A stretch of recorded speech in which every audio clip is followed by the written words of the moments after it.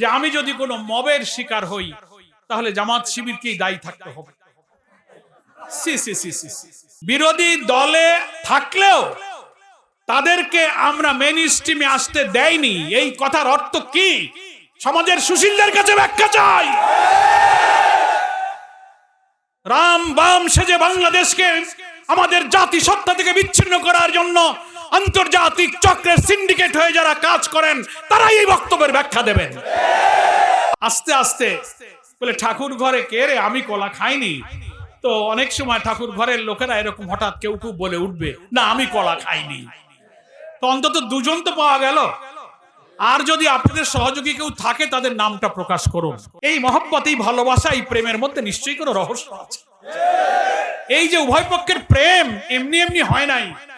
ক্ষমতায় আনার জন্য আপনি যথেষ্ট সার্ভিস দিয়েছেন, তার একটা কৃতজ্ঞতা তো করতে হয়। নুন খাইলে তো গুণ গাইতে হয়। তাই আপনাকে এই পররাষ্ট্রমন্ত্রী পদটা উপহার দেওয়া হয়েছে। টকশোজীবীরা, পেইড জার্নালিস্ট যারা কিছু আছেন, অহেতুক জামাত শিবিরের বিরুদ্ধে যে সব বক্তব্য রাখেন, তারা গুপ্ত, তারা রক কাটা, তারা অমক তমক, এর কোন প্রমাণ বাংলাদেশে নাই। এত ইলেকশনে ইঞ্জিনিয়ারিং জোর করে হারিয়ে দেওয়ার অনেক কষ্ট বুকে নিয়ে আমরা নির্বাচনের ফলাফলকে মেনে নিয়েছি। বুকে হাত দিয়ে আল্লাহকে সাক্ষী রেখে আত্মবিচার করুন, আপনি বিবেকের দংশনে নিশ্চয়ই দংশিত হবেন। সংবিধানের শপথ নাই, সংবিধানে কি নির্বাচনটা ছিল? সংবিধানে অন্তর্বর্তীকালীন সরকার ছিল? তা আপনি কেন এই অন্তর্বর্তীকালীন নির্বাচন সংবিধানেই যদি না থাকে, তা যদি না করেন, তো আপনার গণভোট যদি বাতিল করতে রিট করেন, তাহলে তো পার্লামেন্টেরও তো একই দশা হয়। ত্রয়োদশ জাতীয় সংসদ নির্বাচন দৃশ্যত সারাদিন ভোটাররা উৎসব মুখর পরিবেশেই তারা ভোট কেন্দ্রে গিয়েছেন এবং ভোট দেওয়ার চেষ্টা করেছেন। সেটার জন্য আমরা ধন্যবাদ জানিয়েছি নির্বাচন কমিশন এবং তৎকালীন অন্তর্বর্তীকালীন সরকারকে। কিন্তু দুঃখ, বেদনা এবং রহস্যের জন্ম দিয়েছে ভোট গ্রহণ পর্ব শেষ হবার পর, যখন ভোট গণনা, রেজাল্ট শিট তৈরি করা, ফলাফল ঘোষণা, প্রতিটি পর্বে পর্বে ইলেকশনের ইঞ্জিনিয়ারিং করা হয়েছে। অতীতের নির্বাচনের চেয়ে এবারের নির্বাচনের ইঞ্জিনিয়ারিং এবং কারচুপির ধরনটাই ছিল একদম আলাদা। ওনারা ভেবেছিলেন জনগণ, ভোটাররা হয়তো বুঝতে পারবে না, ভোটাররা তো ভোট কেন্দ্রে গেল, ভোট তো দিল, কিন্তু কামটা কখন সারা যায় দক্ষ ইঞ্জিনিয়াররা সেই ইঞ্জিনিয়ারিংটা ঠিক মতোই করেছে। তা না হলে এর কি জবাব আছে যে রাত 9:30 10টা পর্যন্ত সারা দেশ থেকে ফলাফল আসতে থাকলো। 11 দলীয় ঐক্যে জামাত ইসলামী সহ সারা দেশ থেকে একের পর এক 9:30 10টা পর্যন্ত বিভিন্ন আসনে বিপুল বিজয়ের খবর যখন আসতে থাকলো, মানুষ জন আকাঙ্ক্ষা হিসেবে অপেক্ষা করছিল সংখ্যাগরিষ্ঠ আসনে 11 দলীয় ঐক্য জামাত ইসলামী বিজয়ী হয়ে সরকার গঠনের মতো সংখ্যাগরিষ্ঠতা ইনশাআল্লাহ লাভ করবে। সেখানেই রাত 10টার দিকে, 9:30 10টার দিকে নির্বাচনী ফলাফল ঘোষণার সব সম্প্রচার বন্ধ করে দেওয়া হলো। বন্ধ করা হলো কেন? দীর্ঘ সময় বন্ধ করে দিয়ে এর মাঝখানে কি ইঞ্জিনিয়ারিং, কি রহস্য তৈরি করা হয়েছে, আর জামাত ইসলামী 11 দলীয় ঐক্যের বিজয়ের খবর আর আসে না। সব অল্প অল্প ভোটের ব্যবধানে তাদেরকে পরাজিত দেখানো হতে লাগলো। এটা বড় ইঞ্জিনিয়ারিং। সাংবাদিকরা প্রশ্ন করেছিলেন আমাদের আমিরে জামাত, আজকে জাতীয় সংসদের বিরোধী দলীয় নেতা ডক্টর শফিকুর রহমান এমপির কাছে, যে আপনারা যে ইলেকশন ইঞ্জিনিয়ারিং এর কথা বলেন, কারা ইঞ্জিনিয়ারিং করেছিল? আমিরে জামাত জবাব দিয়েছিলেন বিদেশি সাংবাদিককে, সরাসরি প্রমাণ ছাড়া তো তার জবাব দেওয়া কঠিন। তবে অতীতে দেখা যায় যারা এই অপরাধ করে, যারা কারচুপি ইঞ্জিনিয়ারিং এ জড়িত থাকে, কোনো না কোনো ভাবে ওই যে আমি কলা খাইনি একটা গল্প আছে না, তাদের মুখ থেকেই একসময় বেরিয়ে যাবে। এই যে আমিরে জামাত কিছুদিন আগে বলেছেন, শুনেছেন আপনারা তো? আলহামদুলিল্লাহ, একজন রাজ সাক্ষীর বক্তব্যে সোশ্যাল মিডিয়াতে এসে গেছে। জামাত ইসলামীকে শুধু দায়ী করলে হবে না, সব জনগণ আপনার বক্তব্যে। রিজওয়ানা হাসান, সম্মানের সাথে আপনাকে বলতে চাই, আপনি সাবেক অন্তর্বর্তীকালীন সরকারের উপদেষ্টা ছিলেন, আপনি আপনার বক্তব্যের অডিওটা, ভিডিওটা আপনি বারবার দেখুন। আপনি কি বলেছেন? আপনি তার প্রতিবাদ এবং চারিদিকে যখন বিক্ষুব্ধ সমালোচনা, অভিযোগ, তদন্তের দাবি উঠল, আপনি সেটাকে ব্যাখ্যা দেওয়ার চেষ্টা করেছেন সোশ্যাল মিডিয়াতে যে না, আমি এটা কোনো রাজনৈতিক দলকে মিন করিনি, আমি উগ্রবাদদেরকে মিন করেছি। আপনার কথাই আপনি আবার ধরা পড়ে যাচ্ছেন। আপনি আবার সাংবাদিকের প্রশ্নের জবাবে, প্রশ্ন করা হচ্ছে নারী অধিকার, নারীর ক্ষমতা, নারীর মর্যাদার প্রশ্নে যখন আপনি উত্তর দিচ্ছেন, সাংবাদিক বলছে তাদের একটা অংশ তো বিরোধী দলে আছে। বিরোধী দল শব্দটা উনি উল্লেখ করেছেন। আপনি বলছেন বিরোধী দলে যদি তারা থেকেও থাকে, তাদেরকে আমরা মেইন স্ট্রিমে আসতে দেইনি। What do you mean by this type of comment? বিরোধী দল তো আর উগ্রবাদীদের মধ্যে নাই, কি বলেন? কোন উগ্রবাদী চরমপন্থীরা পার্লামেন্টে নাই। যারা রাজনীতির দল হিসেবে নির্বাচনে অংশ নিয়েছে সকলেই নির্বাচন কমিশনের নিবন্ধিত রাজনৈতিক দল। ইসলাম কোন উগ্রবাদ, কোন চরমপন্থাকে সমর্থন করে না। আপনি সাক্ষাৎকারে মিন করতে চেয়েছেন ইসলামী রাজনীতি যারা করে, নারীর ক্ষমতায়ন, মর্যাদার ব্যাপারে আপনি তাদেরকে দোষী করতে চেয়েছেন যে তারা সে অধিকার চায় না। না, বরং আপনারা নারীবাদী হওয়ার দাবি করে যা বলেন তার চেয়ে হাজারো লক্ষ গুণ নারীর মর্যাদা ইসলাম দিয়েছে। জামাত ইসলামী সহ ইসলামী দল, ব্যক্তিত্ব, স্কলার, মহান আল্লাহ তাআলা কোরআন মজিদে আমাদের নারীদের যে অধিকার এবং সম্মানের কথা বলেছেন, প্রিয় নবী মুহাম্মদ মুস্তাফা সাল্লাল্লাহু আলাইহি ওয়াসাল্লাম হাদিস শরীফের মধ্যে বিদায় হজের ঐতিহাসিক ভাষণে নারীদের যে মর্যাদার কথা বলেছেন, আপনাদের কোন সিডো, কোন আন্তর্জাতিক সংস্থা আমাদের মায়েদের এই মর্যাদা, আপনাদের কোন দর্শন, কোন তত্ত্ব, কোন সংস্থা তা নিশ্চিত করতে পারেনি। ফলে আপনারা বারবার কোন প্রসঙ্গ আসলে নারীর অধিকারের প্রশ্নে আপনি ইসলামপন্থীদের উপর চাপাবার চেষ্টা করেন। আপনার এই ভুল প্রচেষ্টা, এই অপরিণামদর্শী প্রচেষ্টা থেকে আপনাকে আমরা বিরত থাকতে অনুরোধ করছি। যতই আপনি ব্যাখ্যা দিয়ে বোঝানোর চেষ্টা করেন আমি কোন দলকে মিন করিনি, তো জাতীয় সংসদে বিরোধী দল তো একটা দল। আপনি নাম হয়তো জামাত ইসলামী বলেননি, কিন্তু অপোজিশন কারা? তারা জামাত ইসলাম। আমি আবারও আপনাকে ভিডিওটা দেখতে বলবো, অডিওটা। আপনি বলছেন তারা যদি বিরোধী দলে থাকেও তাদেরকে আমরা মেইন স্ট্রিমে আসতে দেইনি।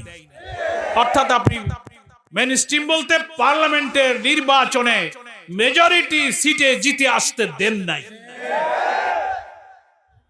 That is called election engineering. ফলে এইখান থেকে, এই কথা থেকে জনগণের বিশ্বাস করার সুযোগ আছে যে আপনি হচ্ছেন সেই ইঞ্জিনিয়ারিং এর একজন আত্মস্বীকৃত রাজসাক্ষী। এখন আপনাকেই এটা প্রমাণ করতে হবে যে বিরোধী দল বলতে আপনি কাকে মিন করেছেন। পার্লামেন্টে কি জামাত ইসলামী ছাড়া আর কোন বিরোধী দল আছে? আপনি বারবার বলছেন আমি কোন দলকে মিন করিনি। আবার আপনি আজকে দেখলাম এই কথা ব্যাখ্যা দিতে গিয়ে, নিজেকে ডিফেন্স দিতে গিয়ে আপনি আনন্দবাজারের সঙ্গে একটা সাক্ষাৎকারে আপনি বলে ফেললেন। এই কথাটা কেন বলতে গেলেন যে আমি যদি কোনো মবের শিকার হই তাহলে জামাত শিবিরকেই দায়ী থাকতে হবে? আপনি হয়তো কেন আপনি জামাত শিবিরকে দায়ী থাকতে হবে, এই কথাটাকে আমি মনে করি একটা উস্কানিমূলক কথা। আপনার এই উস্কানিমূলক কথা বলার তো কোনো প্রয়োজন ছিল না। জামাত ইসলামী তো কোনো মবকে বিশ্বাস করে না। জামাত ইসলামী কোনো মবের রাজনীতি করে না। জামাত ইসলামী নিয়মতান্ত্রিক, গঠনতান্ত্রিক, ওয়েল ডিসিপ্লিন, ওয়েল অর্গানাইজড একটা সংগঠন। আমাদের শত্রুরাও বলে জামাত ইসলামীর শৃঙ্খলা, আনুগত্য, নিয়মতান্ত্রিকতা, তারা এটার প্রশংসা করে। আপনিও একজন সাবেক উপদেষ্টা হিসেবে জামাত ইসলামী নেতৃবৃন্দের আচরণ, কর্মসূচির সঙ্গে আপনি পরিচিত। আপনি কেন হয়তো কোনো কিছুই তো ঘটেনি, সিম্পল আমরা আপনার এই বক্তব্যের একটা জুডিশিয়াল ইনকোয়ারি দাবি করেছি। তা আমরা তো দাবি করতেই পারি। এত বড় একটা ইঞ্জিনিয়ারিং হলো আর আপনি বললেন যে আমরা এই মেইন স্ট্রিমে আসতে দেয়নি। আপনার কথাই তো সাক্ষী দেয় যে আপনি আমাদেরকে নির্বাচনে মেজরিটি হতে বাধা দিয়েছেন। তবে আমরা বিশ্বাস করি আপনার একার পক্ষে হয়তো সম্ভব নাও হতে পারে। এত ইঞ্জিনিয়ারিং এর সঙ্গে এত বড় একটা মাস্টার প্ল্যান যারা করেছেন, আপনার সঙ্গে আর কে কে ছিলেন দয়া করে তার নামগুলো প্রকাশ করুন। লন্ডন কনস্পিরেসির হোতা হিসেবে যাকে দেশের মানুষ মনে করে ডক্টর খলিলুর রহমান, যিনি ইন্টারিম গভর্নমেন্টের সিকিউরিটি অ্যাডভাইজার ছিলেন। বাংলাদেশের অন্তর্বর্তীকালীন নির্দলীয় সরকারগুলোর একটা ট্র্যাডিশন আছে, একটা প্রথা, একটা ঐতিহ্য, একটা রেওয়াজ আছে যে যারা নির্দলীয় সরকারের উপদেষ্টা থাকেন একেবারেই ইমিডিয়েট তার পরের নির্বাচিত কোন সরকারে কোন পলিটিক্যাল গভর্নমেন্টে তারা সাধারণত যোগদান করেন না, কেউ করেনি। আর আপনার ভূমিকার ব্যাপারে আজকে ক্ষমতাসীন সরকারি দল নির্বাচনের আগে বিএনপির অনেক সিনিয়র নেতারা আপনার বিরুদ্ধে অনেক বক্তব্য রেখেছে। আপনার ষড়যন্ত্র, নির্বাচনকে নিরপেক্ষ না করা, দেশের বিরুদ্ধে নানান ষড়যন্ত্রের ব্যাপারে বিএনপির অনেক সিনিয়র নেতারা যারা আজকে মন্ত্রিসভায় আছেন, সেই ভিডিও অডিও এখন অনলাইনে ভাইরাল আছে। তারা আপনার ব্যাপারে বক্তব্য রেখেছেন, আপনাকে অন্তর্বর্তীকালীন সরকারের উপদেষ্টা থেকে অব্যাহতির জন্য দাবি করেছেন। তাদেরই সরকারে আপনি যোগ দিলেন, শুধু ইচ্ছা করে যোগ দেন নাই। নিশ্চয়ই সরকারের যারা আছেন, ডিপ স্টেটে যারা ছিলেন, those who are policy maker, যারা পলিসি মেকিং করেন, তারাই পছন্দ করে আপনাকে পিক আপ করে আপনাকে আবার ক্যাবিনেটে নিয়ে আসছে। তার অর্থ হলো যে এখানে আসবার আগে যখন আপনি অন্তর্বর্তীকালীন সরকারের উপদেষ্টা হিসেবে দায়িত্ব পালন করছিলেন, আজকে যারা সরকার গঠন করেছেন ওই দলের যথেষ্ট উপকার আপনি ওই সময়ও করেছেন। আপনার খেদমত, আপনার উপকার, নির্বাচনে বিজয়ী করা, সরকারে আনার ব্যাপারে আপনার সার্ভিসে তারা এত সন্তুষ্ট হয়েছে যে আপনার পরে সমস্ত রাগ দুঃখ ভুলে আপনাকে এখন পররাষ্ট্রমন্ত্রী করেছে। এটা একটা উপহার আপনি পেয়েছেন। তো এটা তো জাতি বুঝতে পারে যে ইঞ্জিনিয়ারিং এর সাথে আপনি একজন গুরুত্বপূর্ণ দায়িত্ব পালন করেছেন। আরো আছে, আস্তে আস্তে বলে ঠাকুর ঘরে কে রে, আমি কলা খাইনি।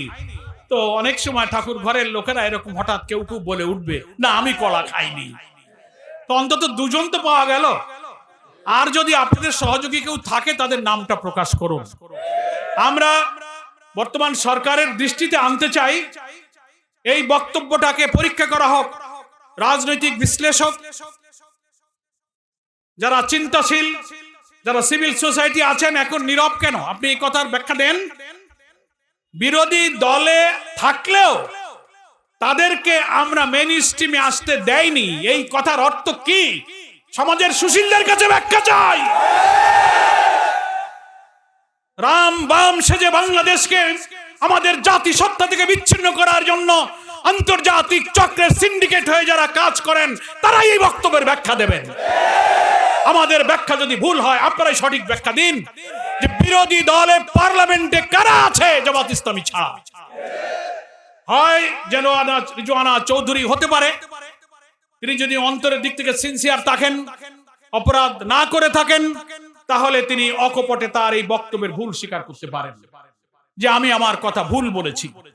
যতক্ষণ তা না বলবেন ততক্ষণ দেশবাসীর এই বিশ্বাস করার যৌক্তিক কারণ আছে যে আপনি জামাত ইসলামীকে বিরোধী দল থেকে সরকার দলে আসার পথে আপনারাই বাধা দিয়েছেন।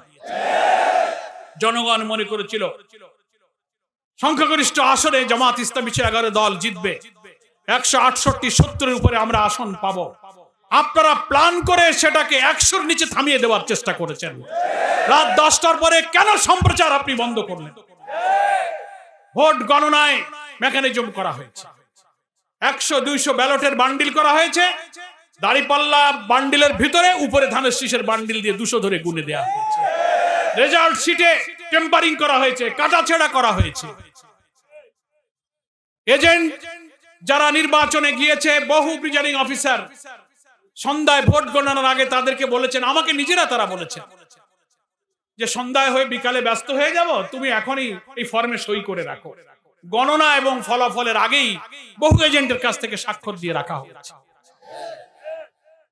তারপরে ঘোষণা, মিডিয়া, গণনা, পদে পদে আপনাদের মতো অত ইঞ্জিনিয়ারিং ব্রেন তো আল্লাহ আমাদের দেয় নাই।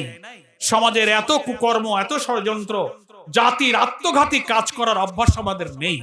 যাদের আছে তারা এই ইঞ্জিনিয়ারিং এর সাথে আর কারা কারা এর সাথে যুক্ত, দয়া করে আপনারা তাদের নাম প্রকাশ করুন। সংগ্রামী দেশবাসীর কাছে আমাদের এই আবেদন থাকলো, আমরা সন্ত্রাস, সহিংসতা, সংঘাত, বিশৃঙ্খলা, রাজনৈতিক অস্থিতিশীলতা চাই না। আমরা মাননীয় প্রধানমন্ত্রী আমাদেরকে বলেছেন, মন্ত্রী পরিষদের সদস্যরা আমাদেরকে বলেছেন যে আমরা অতীতের রাজনৈতিক ব্যাড প্র্যাকটিস গুলো ভুলে রাজনীতিতে পরমত সহিষ্ণুতা, নিয়মতান্ত্রিকতা, বিরোধী দল এবং সরকারি দল সহযোগিতা, সহমর্মিতার ভিত্তিতে এই দেশটা গড়তে জুলাইয়ের চেতনা, জুলাইয়ের আন্দোলন, জনগণের আকাঙ্ক্ষা, এক সাগর রক্তের মূল্য দিতে আমরা দেশপ্রেমিক হয়ে হাতে হাত ধরে দেশটাকে আমরা গড়তে চাই। তবে আমাদের আমিরে জামাত বলেছেন আমরা দেশ পরিচালনায়, রাষ্ট্র পরিচালনায় সরকারকে সব ধরনের সহযোগিতা করব, প্রোভাইডেড আমরা সকল অন্যায়ের বিরুদ্ধে প্রতিবাদ করব, সকল অসত্য, ষড়যন্ত্র, রাষ্ট্র জাতিদ্রোহী ঘটনার প্রতিবাদ আমরা করব, ন্যায় কাজের সহযোগিতা করব, অন্যায়ের প্রতিবাদ করব। তাওয়ানু আলাল বিররি ওয়াত তাকওয়া ওয়ালা তাওয়ানু আলাল ইসমি ওয়াল উদওয়ান। আমরা ভালো কাজে সাহায্য করব, মন্দ কাজে আমরা বাধা দিব।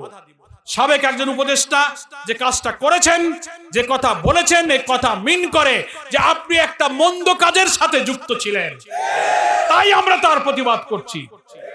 আপনি আমাদেরকে মবের শিকার হবেন এরকম আশঙ্কা কেন করেন? এটা তো এক ধরনের উস্কানি আপনি দিয়েছেন। আপনার ওয়ারিড হওয়ার কিছু নেই। নিয়মতান্ত্রিক ভাবে আমরা এটার জুডিশিয়াল বিচার বিভাগীয় তদন্ত দাবি করছি।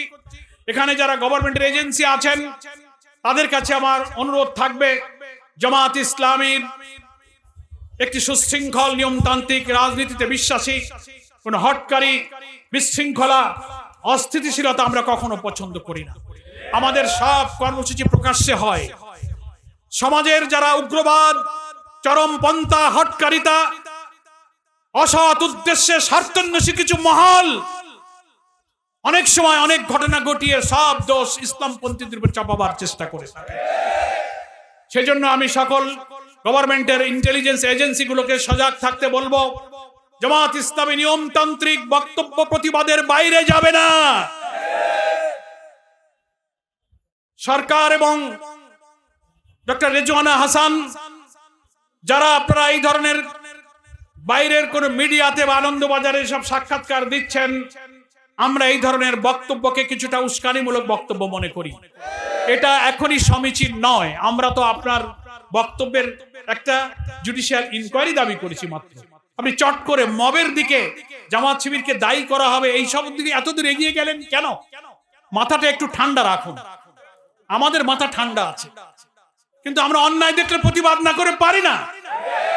এই জন্য আমি জনতাকে বলবো, বাংলাদেশ অনেক রক্তের বিনিময়ে হত্যা, সন্ত্রাস, মবের রাজনীতি, চাঁদাবাজি, খুন, মস্তানি থেকে মুক্ত হয়ে একটি ইনসাফপূর্ণ, বৈষম্যহীন, মানবিক বাংলাদেশ গড়ার দিকে আমরা এগিয়ে যাচ্ছি। এত ইলেকশনে ইঞ্জিনিয়ারিং জোর করে হারিয়ে দেওয়ার অনেক কষ্ট বুকে নিয়ে আমরা নির্বাচনের ফলাফলকে মেনে নিয়েছি। কেন? আমরা দেশ পরিচালনায় জনগণের আকাঙ্ক্ষাকে পূরণ করতে চাই। জনগণকে আমরা সাথে থাকতে বলবো। সরকারের অভ্যন্তরে হোক, সাবেক উপদেষ্টাদের মধ্যে হোক, যারা ইঞ্জিনিয়ারিং এর সাথে যুক্ত থেকেছেন, যারা বিশেষ কোন দলকে ক্ষমতায় আনবার জন্য অন্তর্বর্তীকালীন সরকারের ভেতরে থেকেও চেষ্টা করেছেন, বুকে হাত দিয়ে আল্লাহকে সাক্ষী রেখে আত্মবিচার করুন। আপনি বিবেকের দংশনে নিশ্চয়ই দংশিত হবেন। ওই সময় আপনি চেষ্টা করেছেন বলেই তার পুরস্কার হিসেবে আজকে আপনি পররাষ্ট্রমন্ত্রীর পদটা পেয়েছেন। বাংলাদেশের non political government, interim government যারা ইতিপূর্বে ছিলেন, এই ট্র্যাডিশন, এই প্রথা আমাদের কখনো ছিল না। আপনি চট করে মেয়াদ শেষের অব্যবহিত পরেই আপনি মন্ত্রিত্বের পুরস্কার গ্রহণ করলেন, আর সরকারের মধ্যে থাকা লোকেরা আপনাকে পুরস্কার প্রদানও করলেন। এই মহব্বত, এই ভালোবাসা, এই প্রেমের মধ্যে নিশ্চয়ই কোনো রহস্য আছে। এই যে উভয় পক্ষের প্রেম এমনি এমনি হয় নাই। ক্ষমতায় আনার জন্য আপনি যথেষ্ট সার্ভিস দিয়েছেন, তার একটা কৃতজ্ঞতা তো করতে হয়, নুন খাইলে তো গুণ গাইতে হয়। তাই আপনাকে এই পররাষ্ট্রমন্ত্রী পদটা উপহার দেওয়া হচ্ছে। ফলে আপনারা বেজার হওয়ার কিছু নাই, আমরা সত্য কথাই বলছি। কেন আপনি বেজার হবেন? আপনাদের জন্য আমাদের মায়া লাগে, দয়া লাগে, দোয়াও করি যে আপনারা সুস্থ থাকেন, দেশ জাতির জন্য কল্যাণকর কিছু করেন। জামাত ইসলামের প্রতি কোনো অপবাদ দেবেন না, ভুল ধারণা করবেন না, অহেতুক আশঙ্কা করবেন না। প্রচলিত ধারণায় এক শ্রেণীর পশ্চিমা এবং পাশ্চাত্য মিডিয়ার এবং টকশোজীবীরা, পেইড জার্নালিস্ট যারা কিছু আছেন, অহেতুক জামাত শিবিরের বিরুদ্ধে যেসব বক্তব্য রাখেন, তারা গুপ্ত, তারা রক কাটা, তারা অমক তমক, এর কোনো প্রমাণ বাংলাদেশে নাই। আমাদের মানবিক বাংলাদেশ গড়ার অভিযান ঠেকাতে না পেরে আপনারা বহু চেষ্টা আপনারা করেছেন, বহু অভিযোগ করেছেন। 5টি পাবলিক বিশ্ববিদ্যালয়ের ছাত্রদের নির্বাচনেও তাদেরকেও আপনারা গুপ্ত আর রক্ষাটা বলে ঠেকাবার চেষ্টা করেছেন। কোন অপপ্রচার ঠেকাতে পারে নাই, জাতীয় নির্বাচনও ঠেকাতে পারেন নাই। দেশবাসী কোটি কোটি ভোট দিয়ে প্রমাণ করেছে আপনাদের সব অপপ্রচার হচ্ছে মিথ্যা, গুজব, রাজনৈতিক উদ্দেশ্য প্রণোদিত। ফলে এই মিথ্যাচার অপপ্রচারের সর্বনাশা অপরিণামদর্শী পথ থেকে আপনি ফিরে আসবেন। এসে নির্বাচনের এই ইঞ্জিনিয়ারিং এর সাথে আর কারা জড়িত ছিল, সাহস থাকলে নাম প্রকাশ করুন। বিচার বিভাগের সাথে যারা আছেন, আমি জামাত ইসলামীর পক্ষ থেকে তাদের কাছে দৃষ্টি আকর্ষণ করব, একটা জুডিশিয়াল ইনকোয়ারির ব্যাপারে আপনারা পদক্ষেপ গ্রহণ করুন। পরিশেষে একটা কথা বলে আমরা মিছিলে যাব, সেই কথাটা হলো ক্ষমতাসীন সরকার বিএনপি, রাজনীতিতে আমরা দীর্ঘকাল একসাথে পথ চলেছি, ফ্যাসিবাদ বিরোধী আন্দোলনে আমরা একসাথে ছিলাম। জুলাইয়ের যে চেতনা, গণতন্ত্রের যে চেতনা, একটা নির্বাচিত সরকারের কাজই হলো আপনি জনপ্রতিনিধি যারা নির্বাচিত তাদেরকে দিয়ে আপনি দেশ চালাবেন। শুরু থেকেই আপনি কিন্তু সেই গণতন্ত্রের পথে হাঁটতে পারলেন।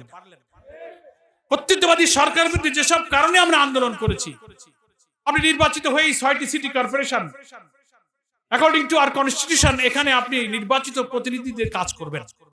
তো প্রশাসক তো আগেই ছিল, এমন না যে ওটা শূন্য ছিল। তো প্রশাসক থাকার পরে আপনি আরেকটা দলীয় লোক কেন নিয়োগ করলেন?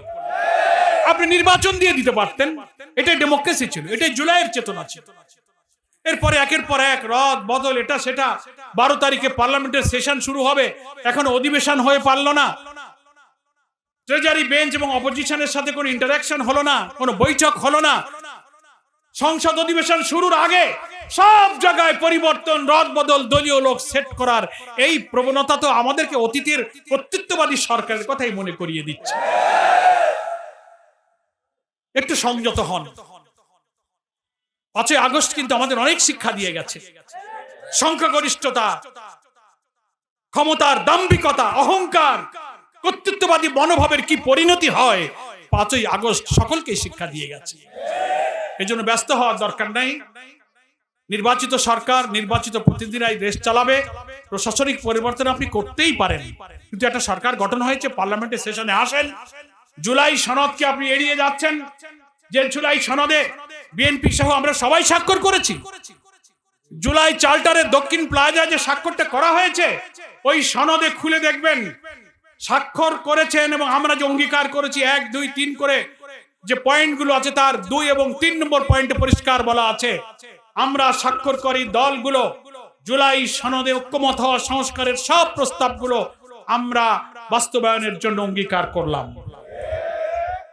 সংবিধান সংস্কার আদেশ হয়েছে, সেই অনুযায়ী গণভোটে কোটি কোটি মানুষ ভোট দিয়ে হাকে জয়যুক্ত করেছে।